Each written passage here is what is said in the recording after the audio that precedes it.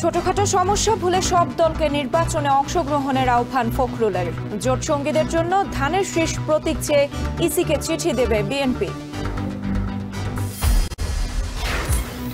জামায়াত ক্ষমতায় গেলে নারীদের দরজায় তালা পড়বে না যুক্তরাষ্ট্রে দলের আমির। ধর্মনিরপেক্ষ শিক্ষা ব্যবস্থায় প্রভাব পড়েছে সমাজে, বলছেন পরোয়ার। জুলাই সনদকে সংস্কারকৃত সংবিধান হিসেবে ঘোষণার দাবি এনসিপির। আদেশ নিয়ে স্পষ্ট না করলে সই নয়। ঐকমত্য কমিশনের সঙ্গে বৈঠক শেষে আক্তার। শাহজালালে কার্গো ভিলেজের আগুন তদন্তে 4 দেশকে আমন্ত্রণ বাংলাদেশের। পরিদর্শন শেষে স্বরাষ্ট্র উপদেষ্টা, দ্রুতই ই গেট খোলার চেষ্টা চলছে।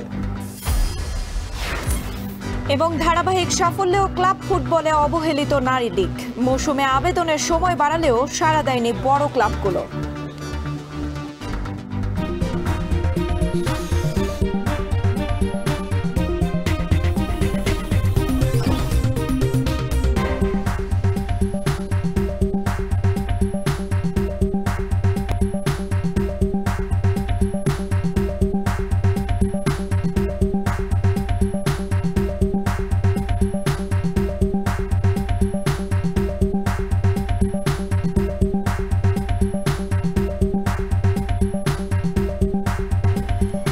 স্বাগত। এখন দুপুরে পুরো আয়োজনে আপনাদের সঙ্গে আছে আমরা দুজন, আমি তন্ময় কুমার রায় এবং আমি সুমাইয়া রাত্রি।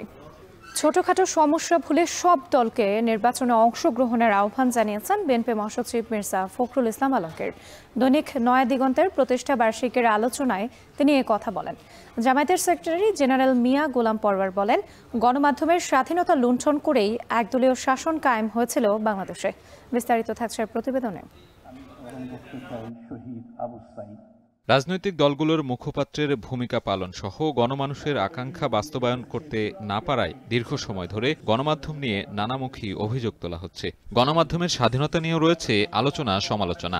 এমন প্রেক্ষাপটে 21তম বর্ষপূর্তি পালন করছে দৈনিক নয়া দিগন্ত। রাজধানীর শিল্পকলা একাডেমিতে জাঁকজমকপূর্ণ এই আয়োজনে অংশ নেয় রাজনৈতিক দলের প্রতিনিধি থেকে শুরু করে সরকারের উপদেষ্টা ও বিভিন্ন শ্রেণী পেশার মানুষ। অনুষ্ঠানে যোগ দিয়ে প্রেস সচিব ও আন্তর্জাতিক অপরাধ ট্রাইব্যুনালের চিফ প্রসিকিউটর বলেন, হাসিনার ন্যারেটিভ দেশকে খাদের তলায় নিয়েছিল। এই যে অবর্ণনীয় যে অত্যাচার, এগুলো আসলে আমাদের সবার লিখে রাখা উচিত। আমরা সেই কাজটা এখনো করছি না। 15 বছরের প্রতিদিনকার লিপি লিখে রাখা উচিত। গত 15 বছরে 15.5 বছরে যে ভয়াবহ সংস্কৃতি, ভয়ের সংস্কৃতি তৈরি করেছিল বাংলাদেশে আগের সরকার, সেগুলো কিন্তু ফুটিয়ে তুলতে পারেনি সঠিকভাবে। কিন্তু এখনো আজকের এই মুক্ত বাংলাদেশে এই জিনিসগুলোকে তুলে আনার বিশাল দায়িত্ব রয়েছে। জামায়াতের সেক্রেটারি জেনারেল মিয়া গোলাম পরওয়ার বলেন, শিক্ষা ব্যবস্থাকে ধর্মনিরপেক্ষ করায় সমাজ ও রাষ্ট্রে তার বিরূপ প্রভাব পড়েছে। বিশ্বব্যাপী যে দুর্নীতি, রাজনীতিতে চলতেছে দুর্নীতি, ডিপ্লোম্যাসিতে চলতেছে নীতিহীনতা, এই সবটার প্রভাব পড়েছে আমাদের এই সমাজে। এবং এইটার কারণে সব মিডিয়া গণমাধ্যমে এর প্রভাব থেকে কিন্তু মুক্ত হতে পারেনি। অনুষ্ঠানে অংশ নিয়ে ছোটখাটো সমস্যা দূরে রেখে সব দলকে নির্বাচনে অংশ নেওয়ার আহ্বান জানান মির্জা ফখরুল। আর সালাউদ্দিন আহমেদ বলেন, মতাদর্শ ও আদর্শিক পার্থক্য থাকলেও সবাইকে ঐক্যবদ্ধ থাকতে হবে। আমাদের এই দেশের ছাত্রগণ অভ্যুত্থানের শহীদের রক্তের প্রত্যাশা আমাদেরকে পূরণ করতেই হবে। যদি আমাদের অনৈক্যের কারণে, আমাদের বিভেদের কারণে কোনো সময় কোনো ফাঁকে যদি ফেসিবাদের প্রত্যাবর্তনের কোনো আশঙ্কা থাকে, এই জাতি আমাদেরকে ক্ষমা করবে না। সঠিক সময়ে নির্বাচন অনুষ্ঠিত হবে, কিন্তু আমরা মনে করি একটি এই সকলের কাছে গ্রহণযোগ্য নির্বাচনের মধ্য দিয়েই আমরা কিন্তু একটা গণতান্ত্রিক ব্যবস্থাতে ফিরে যাওয়ার সুযোগ পাব। গণমাধ্যমগুলো নিরপেক্ষ থেকে দেশের কল্যাণ ও গণতন্ত্র সমুন্নত রাখায় দায়িত্বশীল ভূমিকা পালন করবে বলে প্রত্যাশা ব্যক্ত করেন আগত অতিথিরা। সাজিদ আরাফাত, এখন, ঢাকা। জাতীয় নির্বাচনে দলীয় প্রতীক ব্যবহারের বিষয়ে ইসিকে চিঠি দেবে বিএনপি। রাজধানীতে লেবার পার্টির প্রতিষ্ঠা বার্ষিকী সম্মেলনে দলের স্থায়ী কমিটির সদস্য মেজর হাফিজ উদ্দিন আহমেদ বলেন, যারা বিএনপির পক্ষ থেকে নির্বাচনে অংশ নেবে তারা যেন ধানের শীষ প্রতীকে নির্বাচন করতে পারে সে ব্যাপারে কমিশনকে অনুরোধ করবে বিএনপি। এই পিআর একটা জিনিস, এটা তো জামাত ইসলামী কোনোদিন বলে নাই। হঠাৎ করে নির্বাচন ঘোষণা করার পর তখন তারা প্রথম দিকে বলেছে যে উচ্চ কক্ষে চায়, তারপর বলেছে উভয় পক্ষই তারা পিআর চায়। এই প্রপোর্শনাল রিপ্রেজেন্টেশন বা সংখ্যানুপাতিক নির্বাচন আসন ভাগ এটা যদি এতই ভালো হতো তাহলে প্রধান প্রধান গণতান্ত্রিক দেশ ভারত, যুক্তরাষ্ট্র, যুক্তরাজ্য এইসব দেশে তো এই সিস্টেমই হতো। আওয়ামী লীগ যেহেতু কলকাতায় অফিস নিয়েছে, তারা কলকাতা কেন ভারতে যতগুলো প্রদেশ আছে সবখানেই তারা অফিস নিয়ে নিক এবং ওখানে নিবন্ধিত হয়ে যাক, ওইখানেই আন্দোলন করে তারা তাদের দীর্ঘদিনের বাংলাদেশে যা কিছু করতে পারে না সেটা ওখানে বসে তারা সার্থক করুক। কিশোরগঞ্জের পাকুন্দিয়ায় চলছে বিএনপির ৩১ দফার উপর অনুষ্ঠিত মেধাবৃত্তি পরীক্ষার ফল প্রকাশ এবং পুরস্কার বিতরণ অনুষ্ঠান। সেখানে প্রধান অতিথি হিসেবে ভার্চুয়ালি বক্তব্য রাখবেন বিএনপির ভারপ্রাপ্ত চেয়ারম্যান তারেক রহমান। এ বিষয়ে বিস্তারিত জানাতে পাকুন্দিয়া সরকারি উচ্চ বিদ্যালয় থেকে আমাদের সঙ্গে যুক্ত আছেন সহকর্মী হারুনুর রশিদ। চলে যাচ্ছে হারুনের কাছে। হারুন, জানাবেন যে অনুষ্ঠানে এই মুহূর্তে কি আয়োজন চলছে এবং তারেক রহমান কখন নাগাদ যুক্ত হবেন?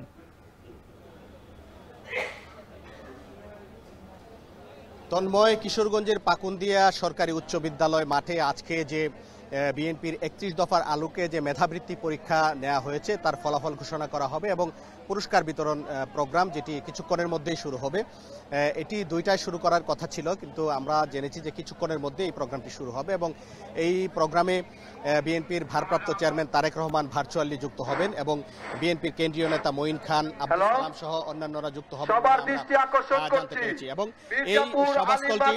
এই সভাস্থলটি কিন্তু এখন মানুষের কানায় কানায় পূর্ণ। বিশেষ করে আমরা দেখতে পাচ্ছি যে পাকুন্দিয়ার বিভিন্ন শিক্ষা প্রতিষ্ঠানের শিক্ষার্থীরা কিন্তু আজকে সকাল থেকে এই পাকুন্দিয়া সরকারি উচ্চ বিদ্যালয় মাঠে কিন্তু অবস্থান গ্রহণ করছে। আমরা দেখছি যে সুশৃঙ্খলভাবে শিক্ষার্থীরা অপেক্ষা করছে যে এই অনুষ্ঠানটি কখন শুরু হবে এবং বিএনপি নেতৃবৃন্দ এবং বিএনপির ভারপ্রাপ্ত চেয়ারম্যান তারেক রহমান কখন বক্তব্য দিবেন সেটি শোনার জন্য কিন্তু এখানে শিক্ষার্থীরা এসেছেন এবং আমরা দেখছি কয়েক হাজার শিক্ষার্থী এই পাকুন্দিয়া সরকারি উচ্চ বিদ্যালয় মাঠে কিন্তু বেশ অনেকক্ষণ আগে থেকেই কিন্তু জড়ো হয়েছে।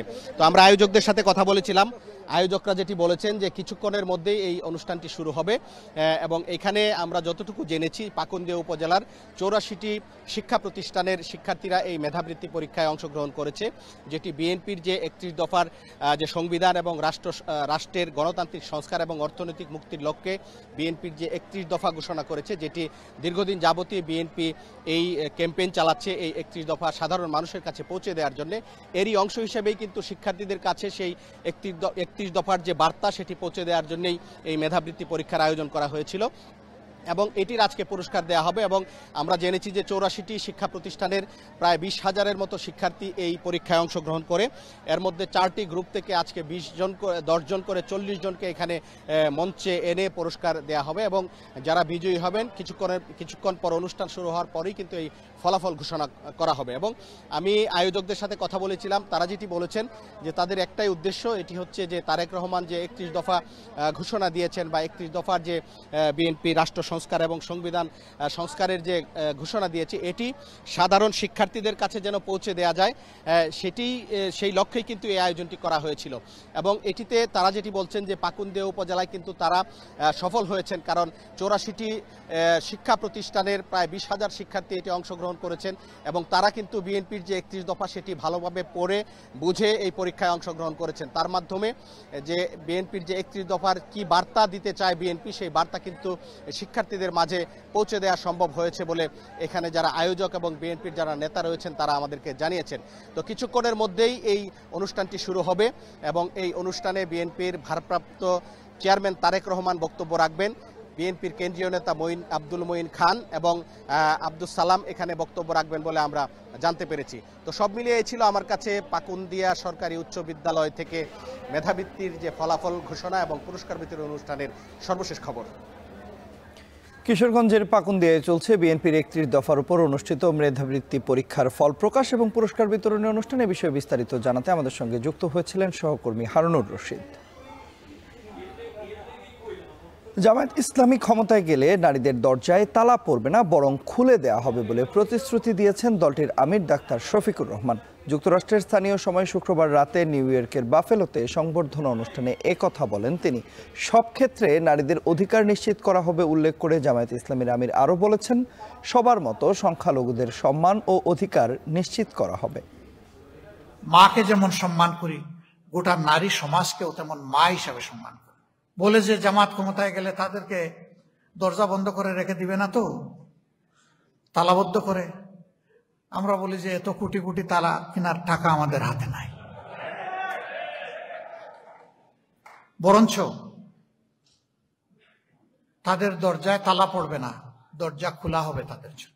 যার মেধা আছে, প্রয়োজন আছে, সমাজে সব করবে, সভ্যতার চাকা ঘুরানোর জন্য সমান তালে তারাও অংশগ্রহণ করবে। বলে অন্য ধর্মের লোকদের কি হবে? সেই লোকদেরকে যে আল্লাহ পয়দা করেছেন, আমাদেরকে একই আল্লাহ পয়দা করেছেন, তাদেরকে আমরা সম্মান করব, কারণ আমরা সবাই একই আদম আলাইহিস সালাম এবং একই হাওয়া আলাইহিস সালামের বংশধর।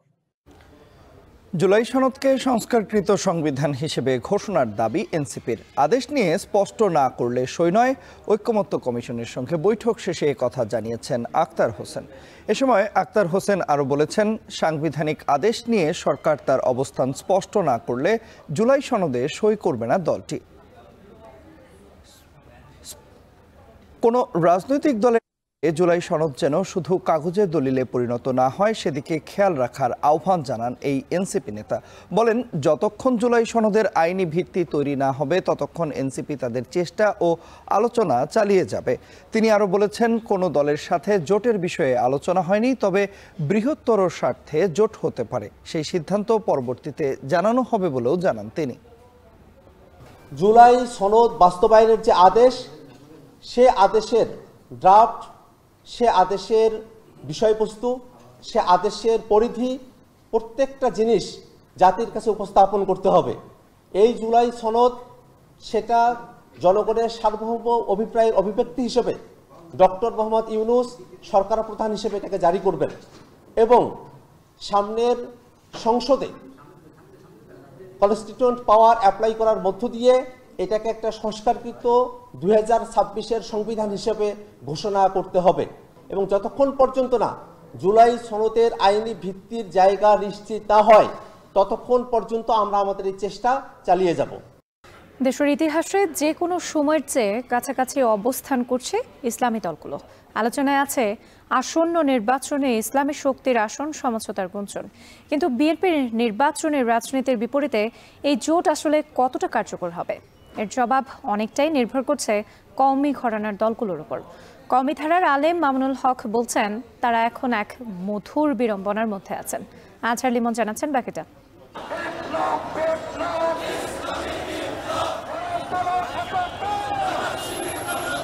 শুধু রাজধানীর মিছিল মিটিং নয়, শহরে প্রান্তরে, রাজপথের মোড়ে মোড়ে সমানভাবেই শক্তির জানান দিচ্ছে ইসলামী দলগুলো। কোনো জায়গায় মার্কা হবে দাঁড়িপাল্লা, কোনো জায়গায় মার্কা হবে হাত পাকা, কোনো জায়গায় মার্কা হবে বটগাছ, কোনো জায়গায় মার্কা হবে টেবিল বড়ি। এইভাবে ঐক্যবদ্ধ থাকতে পারবো তো?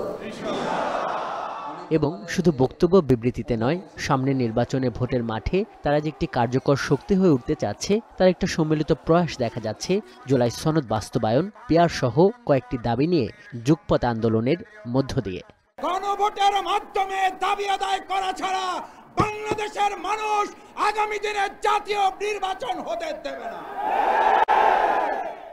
এবং এটা বাস্তব। বাংলাদেশ জামায়াত ইসলামী, ইসলামী আন্দোলন বাংলাদেশ, খেলাফত মজলিস, বাংলাদেশ খেলাফত মজলিস, নিজাম ইসলাম পার্টি, খেলাফত আন্দোলনের এই যুগপৎ পথচলা যে এখনো আছে তার ইঙ্গিত মেলে একসঙ্গে করা দলগুলোর সর্বশেষ এই সংবাদ সম্মেলন থেকেও। দলগুলোর নেতারা বলছেন, আনুষ্ঠানিক কোনো জোট না হলেও নির্বাচনী আসন সমঝোতার পথে অনেক দূরই এগিয়েছেন তারা।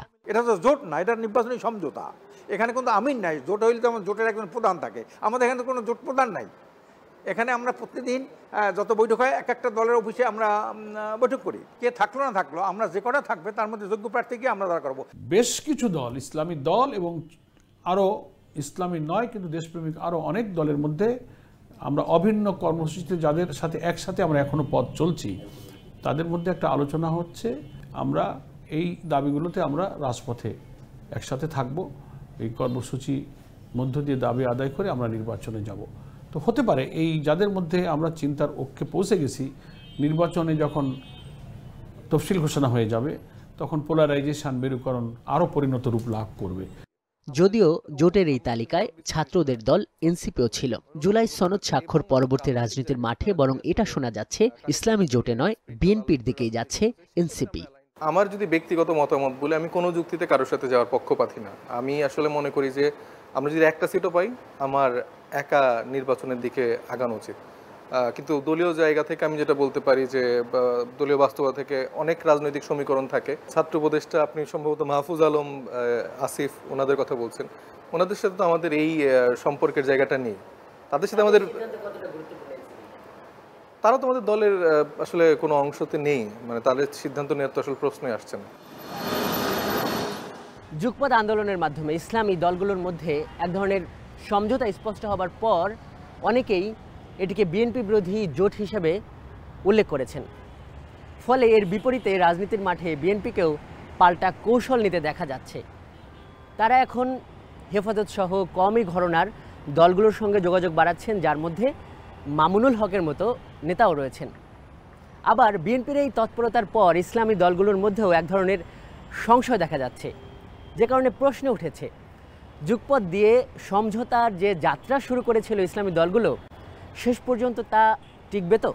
কওমি ধারার এই ইসলামিক নেতা বলছেন, ইসলামী দলগুলোর ঐক্য মাঠের দাবি, তবে তারা এমন কিছু করতে চান না যাতে বিএনপি মাঠে একা হয়ে যায়। আমাদের জনতা এখন চাচ্ছে যে ইসলামপন্থীরা ঐক্যবদ্ধ হয়ে এবার রাজনীতিটাকে, নির্বাচনটাকে তারা ফেস করুক। কাজে এটাকে আমরা সবচেয়ে বেশি প্রায়োরিটি দিচ্ছি, মাঠের যে পারসেপশনটাকে। বাকি আমরা বিএনপিকে আমাদের বৈরিতার দিকে ঠেলে দিতে চাই না, এটাও আমাদের একটা গুরুত্বপূর্ণ বিষয়। কাজে সেই জায়গা থেকে এখনও যদি এমন কোনো সিচুয়েশন তৈরি হয়, এবং সেটাও কোনো অসম্ভব বিষয় না যে সবাই মিলেই আগামীর বাংলাদেশের সংকট থেকে উত্তরণের জন্য আমরা কাজ করলাম, সেটাও হতে পারে। বিএনপির নীতি নির্ধারকরা বলছেন, সব দিক বিবেচনা করে তারা যেভাবে ইসলামী নেতাদের সঙ্গে যোগাযোগ রাখছেন, তাতে তারা আশাবাদী। ইসলাম ভিত্তিক যে দলগুলো আছে, তারা যে সবাই একমত তা নয়, একত্রিত হয়ে নির্বাচন করবে এটা আমাদের মনে হয় না। তো অন্য যারা আছে, অতীতে আমাদের সাথে যারা যোগাযোগ রেখেছিল, তারা যদি আমাদেরকে বলে বা আমাদের কাছে যদি তারা কোনো প্রস্তাব দেয়, তা আমরা তো বিবেচনা করব। দর্শনগত পার্থক্য পেছনে ফেলে রাজনীতির মাঠে এখন যেভাবে একসুরে কথা বলতে দেখা যাচ্ছে ইসলামী দলগুলোকে, তা অভূতপূর্ব। কিন্তু এই ঐক্য নির্বাচনী ঐক্য কিনা তা বলার সময় যে এখনো আসেনি, তাও স্বীকার করছেন দলগুলোর নেতারা। তবে রাজনীতির এসব সমীকরণের বাইরে জোট হলেও দলীয় প্রতীকে নির্বাচন করতে হবে গণপ্রতিনিধিত্ব আদেশের নতুন সংশোধনীয় নির্বাচনী সমীকরণ ঠিক করতে ভূমিকা রাখবে, সেটিও অস্বীকার করা যায় না। আজহার লিমন, এখন, ঢাকা। হযরত শাহজালাল আন্তর্জাতিক বিমানবন্দরের কার্গো ভিলেজে আগুনের ঘটনা তদন্তে চীন, তুরস্ক, অস্ট্রেলিয়া ও ইংল্যান্ডের বিশেষজ্ঞদের আমন্ত্রণ জানানো হয়েছে বলে জানিয়েছেন স্বরাষ্ট্র উপদেষ্টা জাহাঙ্গীর আলম চৌধুরী। সকালে বিমানবন্দরের ই-গেট ও ক্ষতিগ্রস্ত কার্গো ভিলেজ পরিদর্শন শেষে স্বরাষ্ট্র উপদেষ্টা আরও বলেন, বিমানবন্দরে ই-গেট যত দ্রুত সম্ভব চালু করা যায় সেই চেষ্টা অব্যাহত আছে। সাংবাদিকদের এক প্রশ্নের জবাবে তিনি বলেছেন, আগুন লাগার ঘটনার সাথে সাথে কর্তৃপক্ষ ব্যবস্থা নিয়েছে। এ সময় প্রবাসী কর্মীদের পাসপোর্টের ফি কমাতে আলোচনা চলছে বলেও জানান জাহাঙ্গীর আলম চৌধুরী। এই অগ্নিকাণ্ডের ভিতরে যদি কোনো অব্যবস্থাপনা থাকে, এই জন্য আমরা 4টা দেশে ইনভাইট করছি তাদের আসার জন্য। ইংল্যান্ডকে ইনভাইট করা হয়েছে, আপনার অস্ট্রেলিয়ারে ইনভাইট করা হয়েছে, চায়নারে ইনভাইট করা হয়েছে, টার্কিরে ইনভাইট করা হয়েছে। তাদের স্পেশালিস্ট আমরা আনতে চাচ্ছি, তারা একটা ইনভেস্টিগেশন করে মানে কারণটা কি এবং কে দায়ী এটা তারা বের করতে পারে। নির্মাণের 2 বছরেও চালু হয়নি জাহাজ থেকে পাইপলাইনে জ্বালানি তেল সরবরাহের প্রকল্প। দরবেশি হয় সম্প্রতি অন্তর্বর্তী সরকার অপারেট নিয়োগের আন্তর্জাতিক দরপত্র বাতিল করে।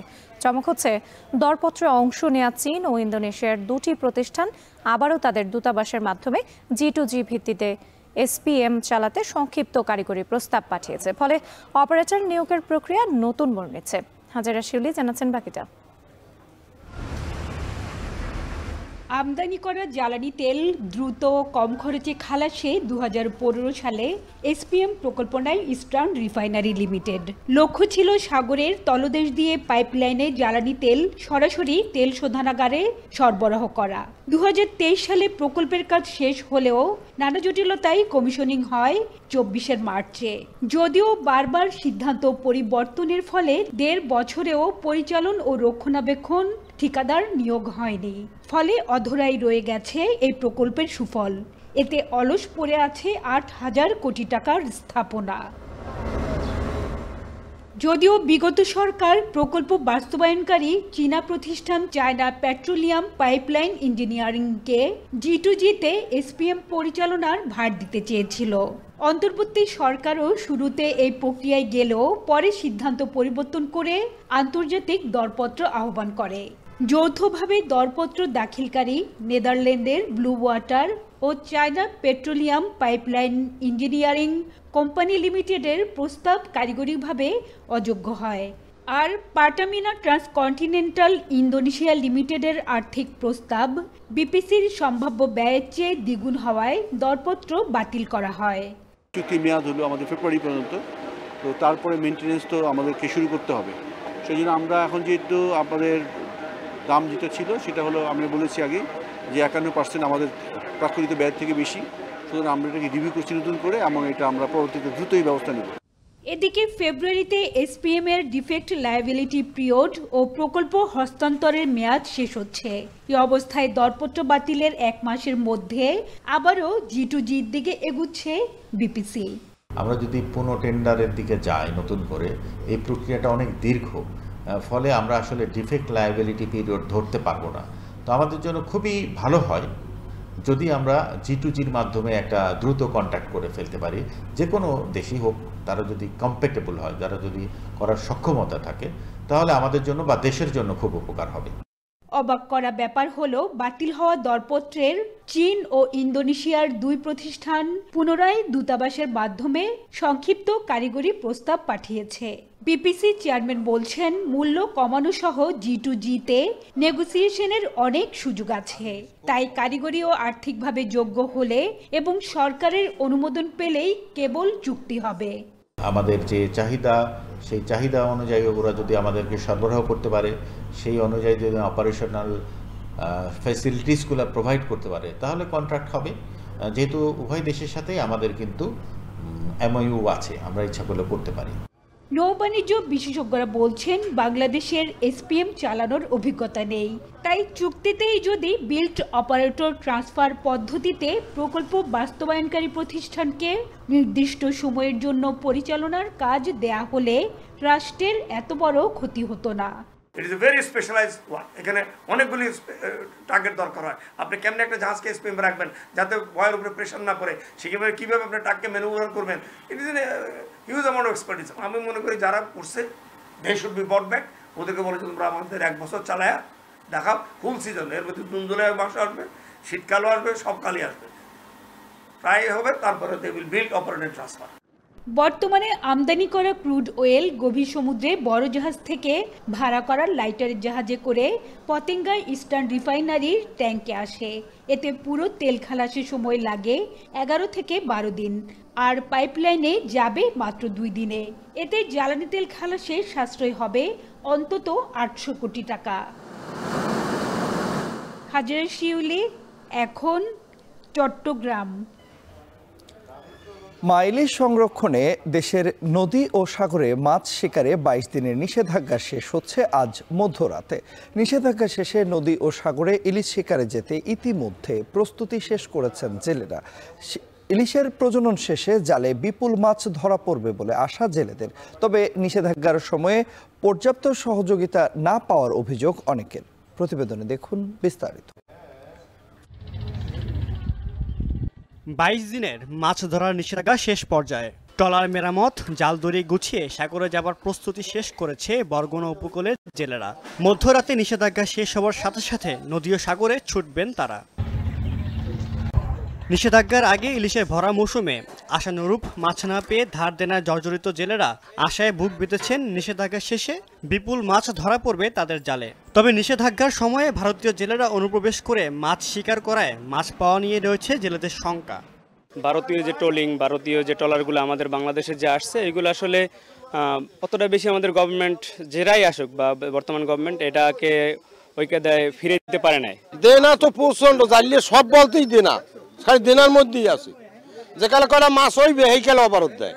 তবে জেলা মৎস্য কর্মকর্তা দাবি, ভারতীয় জেলাদের অনুপ্রবেশ ঠেকাতে মাঠ প্রশাসনের পাশাপাশি সাগরে কাজ করেছে নৌবাহিনীও। এবছর সাগরে কিন্তু লুকিয়ে চুরি মাছ ধরার প্রবণতা ঘটেনি বললেই চলে, খুব কম।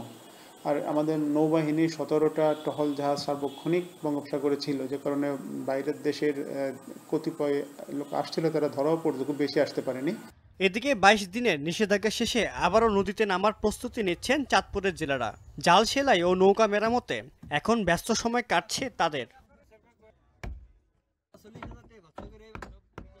মাছ ধরা নিষেধাজ্ঞার সময় জেলেরা জীবিকা হারিয়ে পড়েছিলেন চরম কষ্টে। নিষেধাজ্ঞা শেষ পর্যায়ে থাকায় জেলেদের মুখে এখন আশার হাসি। তবে নদীতে ইলিশের পরিমাণ ও দাম নিয়ে শঙ্কা রয়েছে তাদের মনে। আমরা এই যে জাল ফলফার কাজকর্ম করতে আছি, পরে 50-60 টাকা ব্যয় করতে আছি। যদি আল্লাহ দেয় হুকুম হয়, যদি গাঙ্গে দুনে মাছ পায়, তাহলে আমরা এই দেনা বানা দিতে পারবো। আমরা সবাই নিষেধাজ্ঞা করে নদীতে নামবো, নদীতে নামার পরে হয়তো কাতি মাসে অবস্থায় নদীতে মাছ নাও থাকতে পারে। আর নিষেধাজ্ঞা মানায় নদীতে ইলিশের প্রজনন বেড়েছে বলে আশা করছেন প্রশাসনের কর্মকর্তারা। সেই জাটকাগুলোকে যদি আমরা সংরক্ষণ করতে পারি, তাহলে চাঁদপুর জেলার যে একটা সুনাম, ইলিশের যে ঐতিহ্য এবং উৎপাদন, সেটা অক্ষুণ্ণ থাকবে বলে আমি বিশ্বাস করি। মা ইলিশ রক্ষা অভিযানটা যেভাবে সফল হয়েছে, তাতে আগামী বছরের ইলিশের উৎপাদন অনেকাংশে বৃদ্ধি পাবে বলে আমরা আশা করছি। পটুয়াখালীতেও জেলেরা জাল ও ট্রলার মেরামতে ব্যস্ত সময় পার করছেন। তবে নিষেধাজ্ঞার সময়ে প্রশাসনের পক্ষ থেকে পর্যাপ্ত সহায়তা মেলেনি বলে অভিযোগ রয়েছে জেলেদের। সরকার অবরোধ দেওয়ার ডিগলা দিছে, আর আমরা অবরোধ মানি না, আমরা জাল ফলফা সব উপরে তুলে লাইছি। আমরা অরিজিনাল জালিয়াগিরি করিয়া চাউল পাই না, চাউল পাই করার জন্য মশালারা অবরোধ মানতেছি, কিন্তু আমরা এই যে 22 দিনে বাড়িতে থাকবো, কিন্তু কোনো দিক থেকে সহযোগিতা পাইতেছি না। ইলিশের বাধাহীন প্রজননের জন্য 4 অক্টোবর থেকে 25 অক্টোবর পর্যন্ত সাগর ও নদীতে মাছ ধরার উপর নিষেধাজ্ঞা আরোপ করে সরকার। এই সময় মাছ আহরণ, পরিবহন, বিপণন ও বিক্রয় সম্পূর্ণ নিষিদ্ধ ছিল। সাদ ইসলাম শামস, এখন। ব্রাহ্মণবাড়িয়া সদর উপজেলার বিরামপুরে মায়ের মরদেহ দেখতে না দেওয়ার ঘটনায় সন্তানদের বিরোধ রূপ নেয় আধিপত্য বিস্তারের লড়াই। এতে দুপক্ষের সংঘর্ষে নিহত হয়েছে একজন, আহত হন অন্তত 50 জন। অগ্নিসংযোগ ও লুটপাট চালানো হয় বেশ কয়েকটি ঘরবাড়িতে। পরে পুলিশ ও সেনাবাহিনীর সদস্যরা পরিস্থিতি নিয়ন্ত্রণে আনে। বিস্তারিত জানাচ্ছেন আজিজুল সঞ্চয়। মায়ের মরদেহ দেখতে না দেয়ার ঘটনায় সন্তানদের মধ্যে বিরোধ রূপ নিয়েছে এলাকায় আধিপত্য প্রতিষ্ঠার লড়াইয়ে। দেশীয় অস্ত্রশস্ত্র নিয়ে মুখোমুখি হয় দুই পক্ষ। ধাওয়া পাল্টা ধাওয়া, ইট পাটকেল নিক্ষেপ আর ককটেল বিস্ফোরণে রণক্ষেত্রে পরিণত হয় পুরো এলাকা। 5 ঘন্টারও বেশি সময় ধরে চলা সংঘর্ষে নিহত হন নাসির উদ্দিন নামে এক গ্রামবাসী, আহত হন অর্ধশত। বেশ কয়েকটি ঘরবাড়িতে চালানো হয় লুটপাট ও অগ্নিসংযোগ। পুলিশ জানায়, দীর্ঘদিন ধরে এলাকায় আধিপত্য বিস্তার নিয়ে বিরোধ চলছিল সাবেক ইউপি চেয়ারম্যান হারুন মিয়া ও ব্যবসায়ী সাচ্চু মিয়ার মধ্যে, যা ইতোপূর্বে কয়েকবার রূপ নেয় সংঘর্ষে। গতকাল শুক্রবার বৃদ্ধা মোসাম্মত বেগমের মৃত্যু হলে তার 6 সন্তানের মধ্যে 4 জন বাকি 2 জনকে মরদেহ না দেখিয়েই দাফন করেন। এ নিয়ে তাদের মধ্যে ক্ষোভের সৃষ্টি হয়। স্থানীয়রা জানান, 6 ভাইয়ের মধ্যে 4 জন সাবেক ইউপি চেয়ারম্যান হারুন মিয়ার সমর্থক, বাকি 2 জন সমর্থন করেন সাচ্চু মিয়াকে। মায়ের মরদেহ দেখতে না দেওয়ার ক্ষোভ রূপ নেয় দুই পক্ষের আধিপত্য প্রতিষ্ঠার লড়াইয়ে। সংঘর্ষে গুরুতর আহত হয়ে হাসপাতালে চিকিৎসাধীন অবস্থায় মারা যান সাচ্চু মিয়ার সমর্থক নাসির উদ্দিন। করছে মারে এর দিছে না, তখন এ বাড়িতে অনেক দুঃখ প্রকাশ করছে। দুঃখ প্রকাশ করার পর ওই এটা নিয়ে একটা ঝামেলা সৃষ্টি হচ্ছে। এই ঝামেলা সৃষ্টি হওয়ার পরে কাকা কাজটা সৃষ্টি হয়ে গেছে। ছোট বাইরে জায়গা নাই, না জায়গায় কবর জ্বালাইছে, যে লালন পালন করছে ওর কি দাবি নাই মারে থামাইবার জন্য দেওয়ার জন্য। আগুন লাগাইতে গেছে ঘরের ভিতরে, আমরা এই তিন মানুষ, আমরা বোনের বেশি বাইক নাই, বাপ নাই, কেউই নাই, আমরা লেগে আগুন ধরাইছে। আমরা মালগুলা কিছু নিচ্ছে আর কিছু হরাইতাম নিচ্ছে, এটা আটটায় আমরা মানুষের ভিটা মিটটা দিচ্ছে। সংঘর্ষের খবর পেয়ে পুলিশ ও সেনাবাহিনীর সদস্যরা ঘটনাস্থলে গিয়ে কয়েক ঘন্টা চেষ্টা চালানোর পর বেলা 11:30টায় পরিস্থিতি নিয়ন্ত্রণে আনতে সক্ষম হয়। সংঘর্ষে ইন্ধনদাতাদের গ্রেপ্তারের চেষ্টা চলছে বলে জানান সদর থানার ওসি। আজকে ঘটনায় একজন নিহত, একজন গুরুতর আহত আছে, ঢাকা মেডিকেলে রেফার হয়েছে। বাকি আহতদের সংবাদ আমরা কোনো কথা এখনো পাইনি। আমাদের যৌথ বাহিনীর সদস্যরা আছেন, তাদের সাথে কথা হয়েছে। আমরা সবাই একসাথে এসে পরিস্থিতি আপাতত নিয়ন্ত্রণ করেছি, পরিস্থিতি আপাতত স্বাভাবিক আছে। আধিপত্য প্রতিষ্ঠার এমন লড়াইয়ে আর কত প্রাণ যাবে, আহত হবেন আর কত ব্যক্তি, এমন প্রশ্নের উত্তর খুঁজছেন স্থানীয়রা। এখন ব্রাহ্মণবাড়িয়া। এশিয়া সফরে চীনের প্রেসিডেন্ট শি জিনপিং এর সঙ্গে বৈঠক নিয়ে বেশ আশাবাদী মার্কিন প্রেসিডেন্ট ডোনাল্ড ট্রাম্প। চীনের উপর ওয়াশিংটনের আরোপ করা 157% শুল্ক স্থায়ী হবে না বলেও মনে করছেন তিনি। তবে ইউক্রেন যুদ্ধ বন্ধে চীনের সহায়তা চান ট্রাম্প। দক্ষিণ কোরিয়ায় চীন প্রেসিডেন্টের সঙ্গে বাণিজ্য ইস্যু ছাড়াও বিভিন্ন বিষয়ে ফলপ্রসূ আলোচনা হবে বলে প্রত্যাশা মার্কিন প্রেসিডেন্টের। আরও জানাচ্ছেন তৌহিদুর রহমান।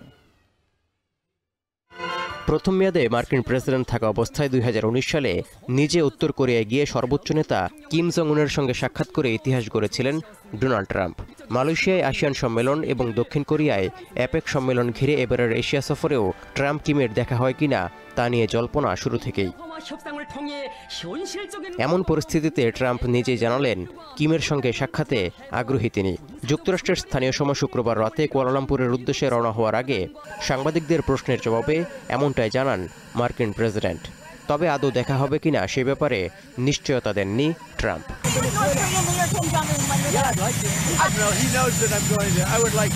30 অক্টোবর দক্ষিণ কোরিয়ায় চীনা প্রেসিডেন্ট শি জিনপিং এর সঙ্গে বৈঠকের মধ্য দিয়ে বেইজিং এর উপর ওয়াশিংটনের আরোপ করতে যাওয়া মোট 157% শুল্ক স্থায়ী নাও হতে পারে বলে মনে করছেন ট্রাম্প। এমনকি ইউক্রেনের যুদ্ধের কারণে রাশিয়ার বিরুদ্ধে ওয়াশিংটনের অবস্থানে চীন সহায়তা করবে বলেও প্রত্যাশা করছেন তিনি। এছাড়া আলোচনায় স্থান পাবে তাইওয়ান প্রসঙ্গ এবং হংকংয়ের মিডিয়া মোগল ও গণতন্ত্রপন্থী নেতা জিমি লাইয়ের মুক্তির বিষয়টিও।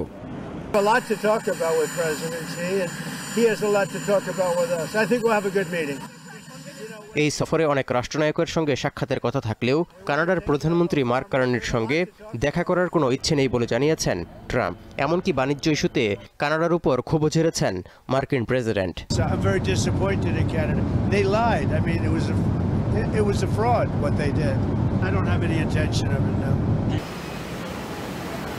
রোববার মালয়েশিয়ায় শুরু হতে যাওয়া 47তম আসিয়ান সম্মেলনের ফাঁকে কম্বোডিয়া ও থাইল্যান্ডের মধ্যে একটি আনুষ্ঠানিক শান্তি চুক্তির নেতৃত্ব দেবেন মার্কিন প্রেসিডেন্ট ডোনাল্ড ট্রাম্প। সম্মেলন ঘিরে বিশ্ব নেতাদের আগমনে কুয়ালালামপুরে নিরাপত্তা ব্যবস্থা এরই মধ্যে জোরদার করেছে মালয়েশিয়া। সম্মেলনে ঢোকার পথে চালানো হচ্ছে তল্লাশি। ট্রাম্পের 5 দিনের এশিয়া সফরসূচিতে মালয়েশিয়া, দক্ষিণ কোরিয়া ছাড়াও রয়েছে জাপান। এবারের সফরে জাপানের নতুন প্রধানমন্ত্রী সানায়ে তাকাইচির সঙ্গে চমৎকার সম্পর্ক তৈরি হবে বলে প্রত্যাশা করছেন ট্রাম্প। পাশাপাশি বড় বাণিজ্য চুক্তি হতে পারে বলেও আশা করা হচ্ছে। দ্বিতীয়বার মার্কিন প্রেসিডেন্ট হওয়ার 10 মাসের মাথায় ট্রাম্পের এটিই প্রথম এশিয়া সফর। তৌহিদুর রহমান, এখন বিশ্ব। দীপাবলির পর বায়ুমানের চরম অবনতি হয় ভারতের নয়াদিল্লিতে। হাসপাতালগুলোর জরুরি বিভাগে বাড়ছে রোগীর চাপ, যাদের বেশিরভাগই শিশু ও বয়স্ক। এদিকে ফসলের উচ্ছিষ্ট পোড়ানোর এই মৌসুমে বায়ুমানের অবনতি হয়েছে প্রতিবেশী দেশ পাকিস্তানেও। দূষণের মাত্রা বিবেচনায় চীনের বেইজিংকে ছাড়িয়ে গেছে লাহোর। সতীর্থ কর্মকার জানাচ্ছেন বাকিটা। দেখে মনে হতে পারে কুয়াশার চাদরে ঢেকে গেছে নয়াদিল্লি, কিন্তু না, ধূসর এই আস্তরণটি মূলত ধোঁয়ার, যাকে আবহাওয়াবিদরা বলেন স্মগ।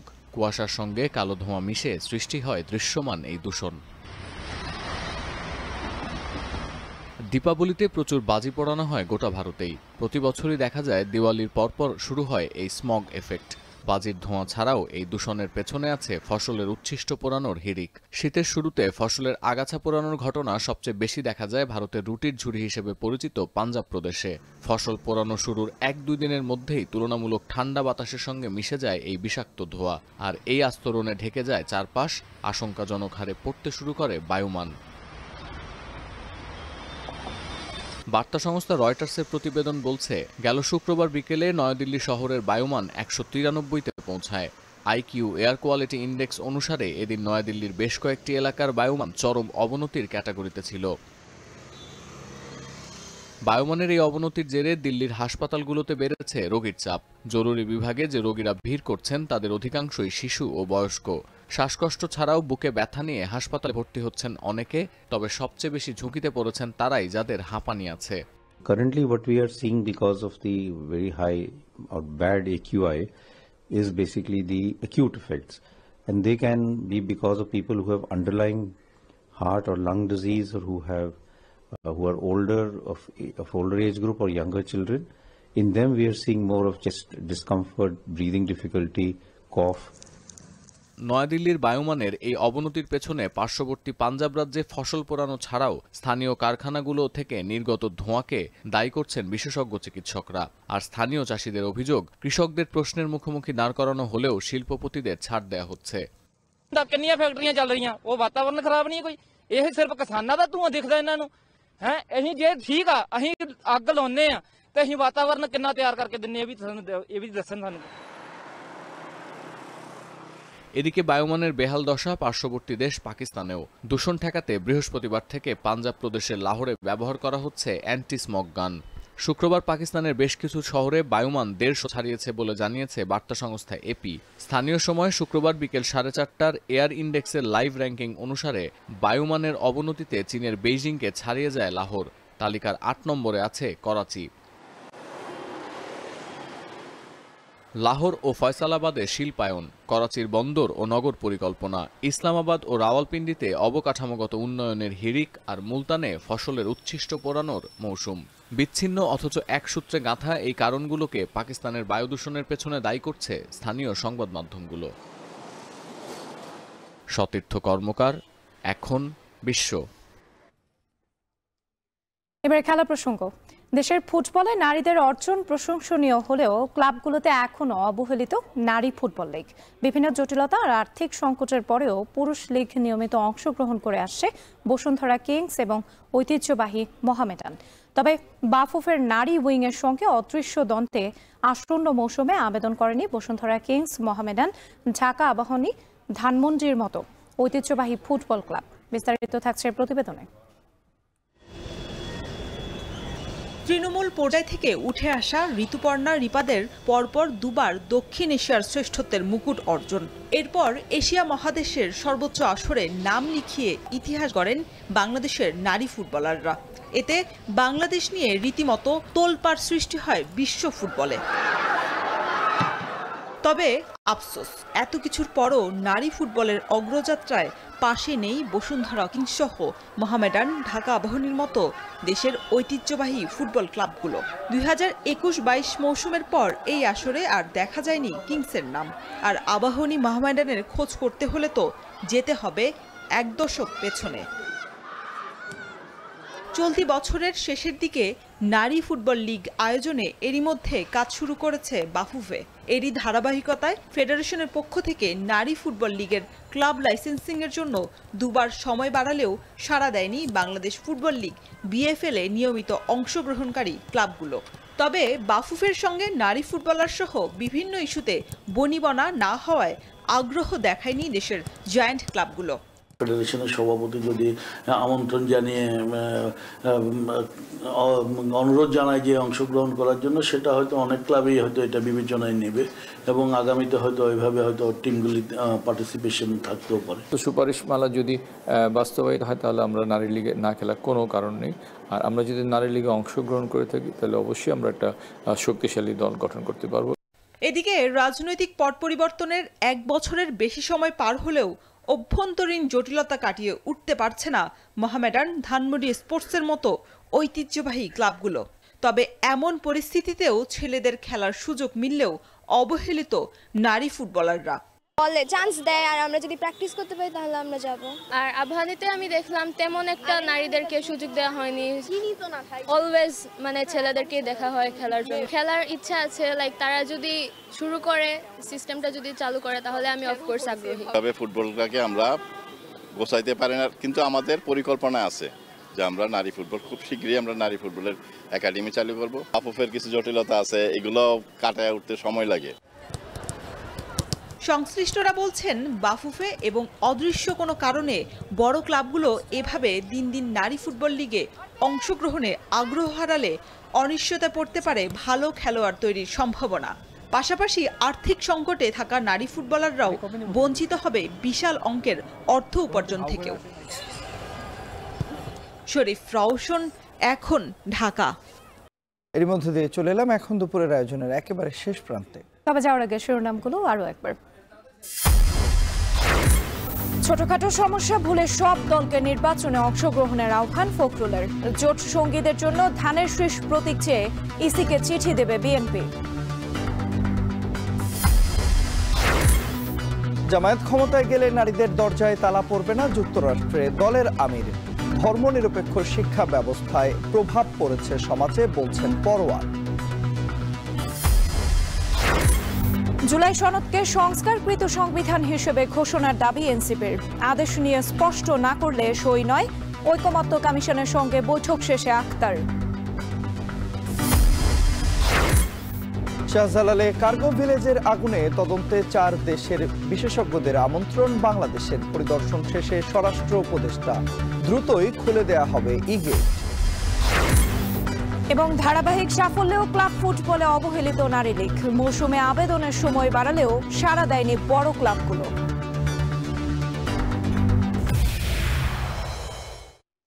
আর এই ছিল এখন দুপুরের আয়োজনে। এখন টেলিভিশন ওয়েবসাইটে দেখতে ভিজিট করুন www.ekon.tv। ফেসবুকে দেখুন facebook.com/tv.ekon আর ইউটিউবে দেখুন youtube.com/c/ekontv।